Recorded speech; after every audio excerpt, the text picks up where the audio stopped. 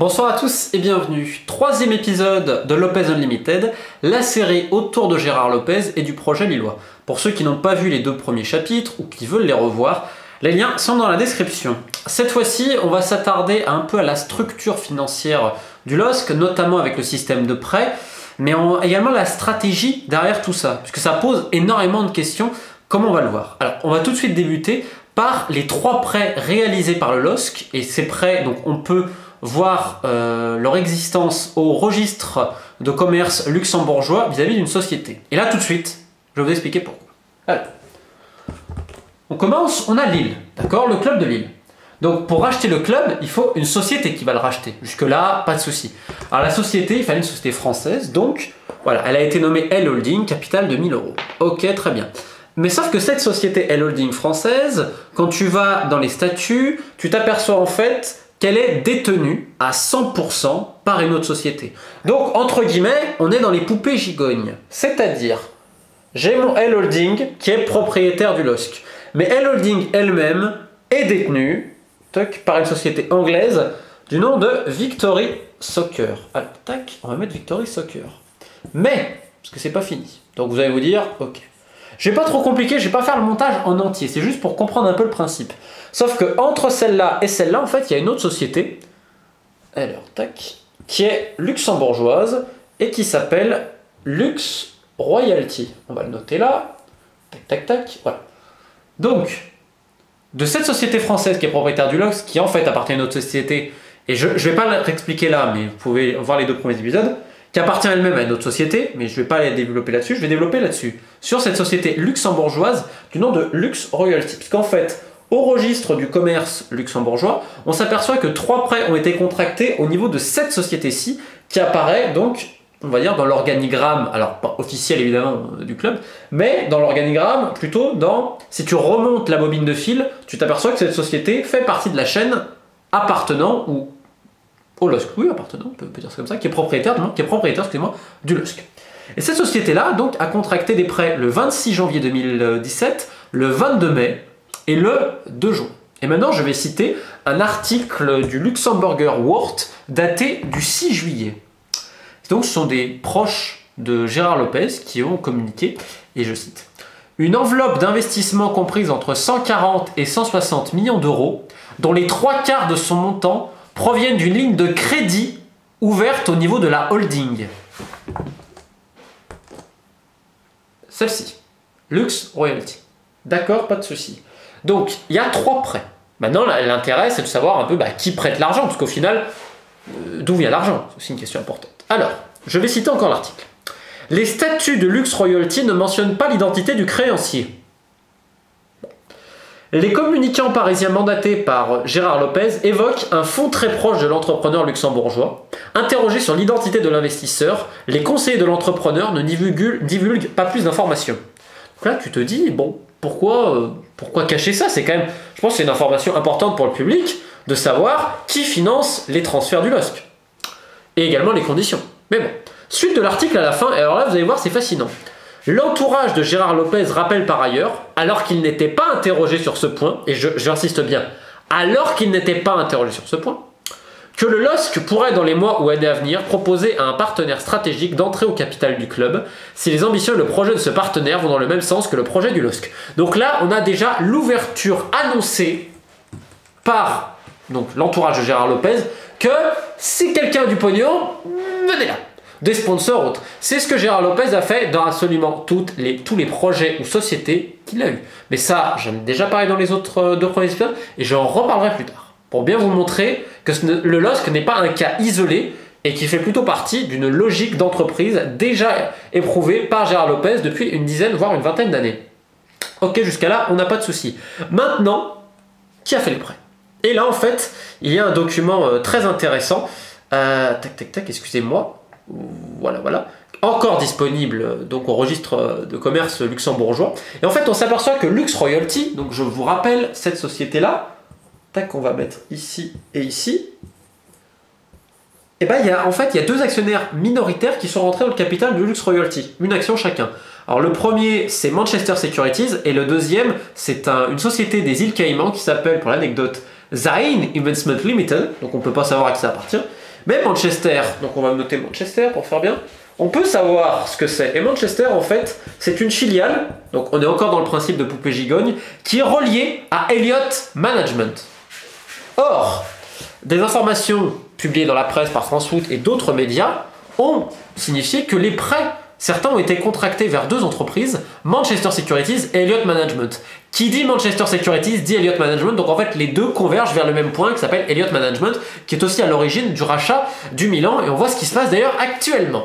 Alors, vous avez peut-être entendu parler de Elliott Management, on dit fonds vautours, etc. Je vais essayer de simplifier, et en vous montrant quelques extraits pour vous montrer à qui on a affaire, et que c'est pas spécialement rassurant. Alors, c'est un fonds d'investissement, oui, qui a été créé en 1973 par quelqu'un qui s'appelle Paul Singer, qui était un avocat.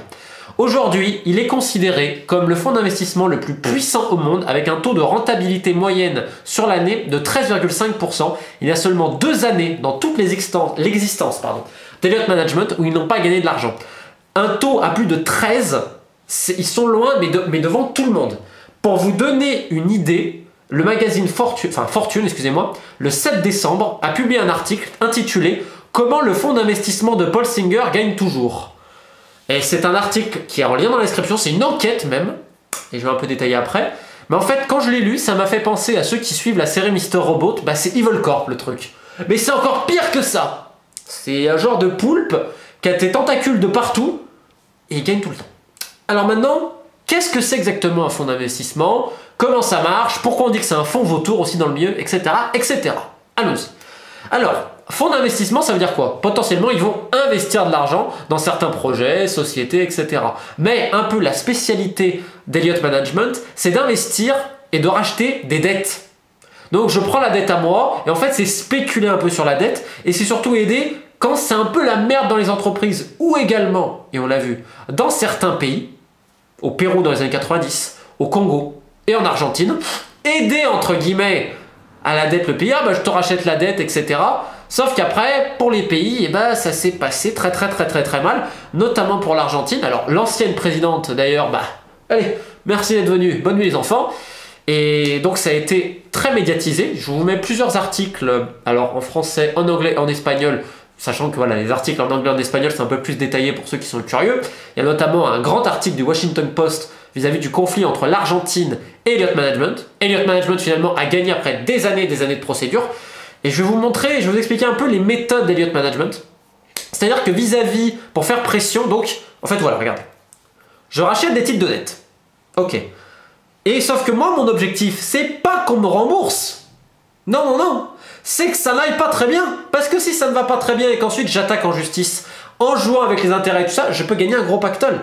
Toutes les sociétés de crédit, quand tu rembourses ton crédit, t'es pas un client intéressant quelque part. Si vraiment tu pratiques, on va dire, un capitalisme forcené, etc., voilà, avec une éthique, je laisse chacun juge de tout cela. Bref. C'est ce qui s'est passé avec l'Argentine, sachant que bon, je vais pas revenir sur toute l'histoire, c'est assez compliqué, je vous mets l'article en description. Mais pour faire pression, donc ils ont appelé à la justice, etc. Je rappelle que Paul Singer à la base est un avocat. Et alors un jour, il y avait un navire argentin, avec je crois 200-250 personnes à bord, qui était sur les côtes près du Ghana. Qu'est-ce qu'ils ont fait? Vu qu'ils étaient dans les eaux territoriales du Ghana, Elliott Management a porté l'affaire dans un court tribunal ghanéen, qui a dit ok, qui leur a donné la permission, donc ils ont pris possession du navire argentin. Donc c'est pour vous dire que c'est une stratégie très agressive, très voulue, qui se base énormément sur la justice. Et ils ont fait ça de partout. Ça veut dire que si tu ne payes pas, ou s'il y a un problème, tu vas te retrouver devant les tribunaux et ils perdent jamais. Et pourquoi je dis qu'ils perdent jamais? Je vais revenir à cette enquête faite par Fortune, qui cite, voilà, c'est anonyme, etc. Ils expliquent le nombre de personnes avec qui ils ont parlé et tout ça. Tu t'aperçois du lobby terrible du truc, des pressions, par exemple, notamment sur les enfants, on va dire des ennemis, j'ai appelé ça comme ça, ou des rivaux, plutôt d'Elliott Management. Et ils ont fait aussi une liste, il y a un graphique de tous les mecs qui étaient en bisbille avec eux, et bah bizarrement, ils ont plus de poste maintenant, tiens. Donc tout c'était, alors il y en a un, il a fini en prison, parce que bon, c'est sorti une affaire de corruption, c'était le vice-président de Samsung, si je ne dis pas de bêtises. Et alors vraiment, ils font trembler le monde, parce que Le Monde a écrit il y a pas longtemps, donc le journal, le fonds américain qui fait trembler les PDG. Parce que c'est, en gros, si tu te mets contre eux, va falloir que tu sois solide. Va falloir que tu sois très solide. Ce qui veut dire un truc, c'est que Elliott Management, littéralement, il décide d'un peu tout. Et alors, je vais encore donner un autre article sorti le 23 août 2017 de la BBC, c'est-à-dire le fonds d'investissement qui n'a pas peur de la bagarre. Donc Singer avait prédit le crash financier de 2008. Donc déjà, tu te dis, le mec, il a l'air quand même d'avoir les clés. Hein. Et bon, ensuite, à l'Aspen Ideas Festival au Colorado l'été dernier, quand on lui a demandé pour qui il allait voter dans l'élection présidentielle américaine, il a dit non, enfin, il a balayé l'hypothèse de Donald Trump et d'Hillary Clinton en faveur de quelqu'un d'autre. Et ils disent, blaguant à moitié, voilà ce qu'il a dit. Actuellement, je pense plutôt à voter pour moi-même. Mais c'est vraiment à moitié, parce que tu peux te poser la question, quand tu lis tout ça, quand tu vois toutes les enquêtes en fait, tu te demandes si c'est pas eux qui commandent, quoi, vraiment. Enfin, tu vois, le pouvoir, c'est ce que je te dis, le comparatif, pour ceux qui regardent la série Mr. Robot avec Evil Corp, c'est vraiment ça. Et tu te dis que, donc, Lille, c'est eux, Elliott Management, qui a prêté l'argent à Lille. Alors, ça pose plusieurs questions.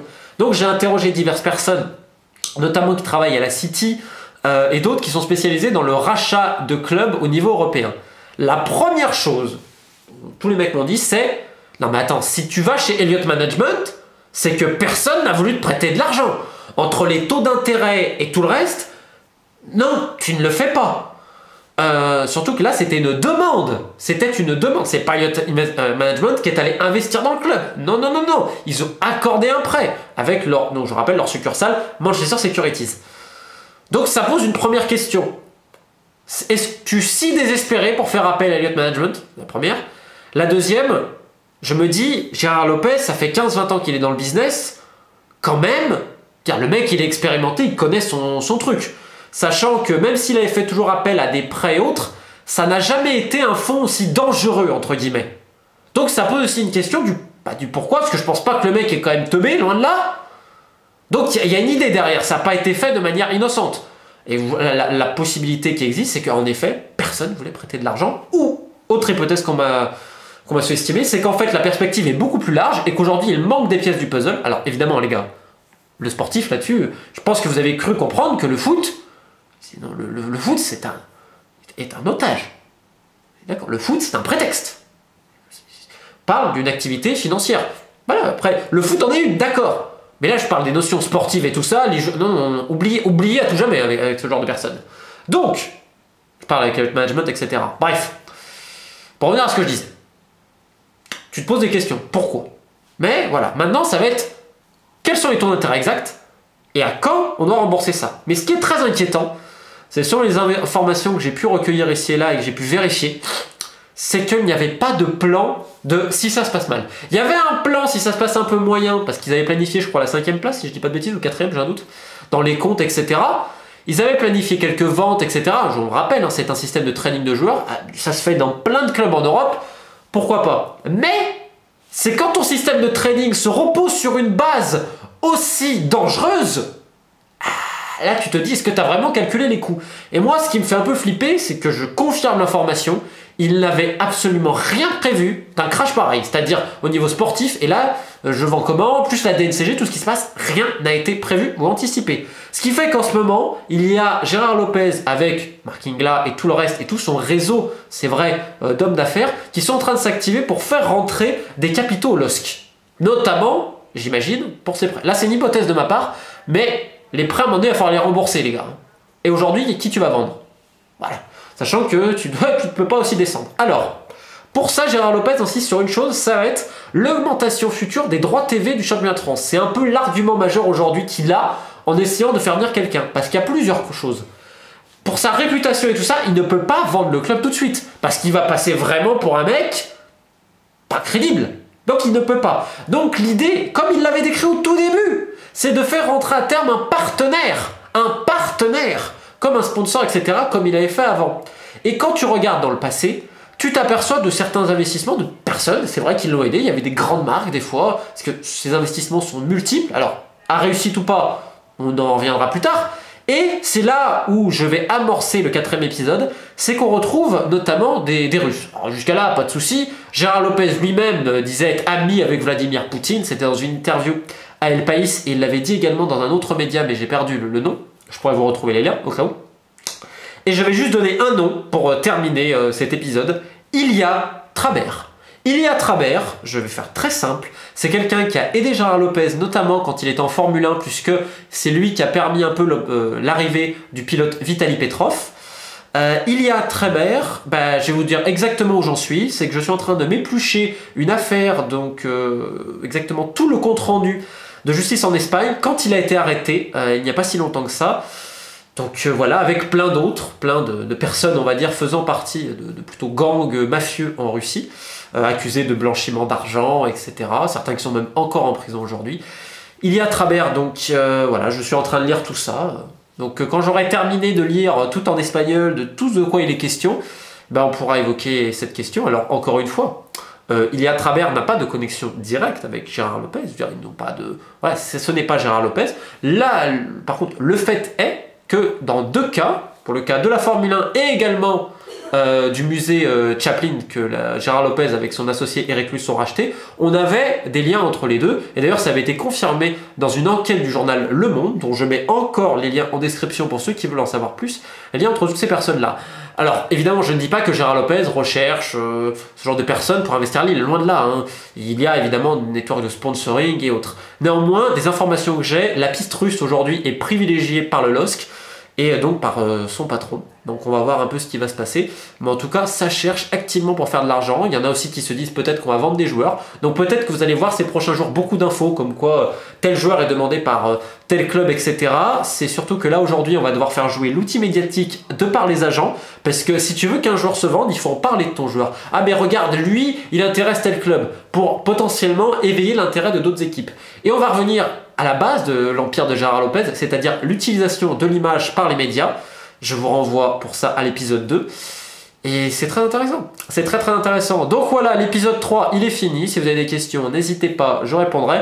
L'épisode 4, il sera sur les liens entre Gérard Lopez, Ilya Trabert et on va dire les gens qui l'ont un peu aidé dans ses business, notamment en Formule 1 et du côté de la Russie. Je vous souhaite une excellente fin de journée et courage encore à vous, supporters lillois.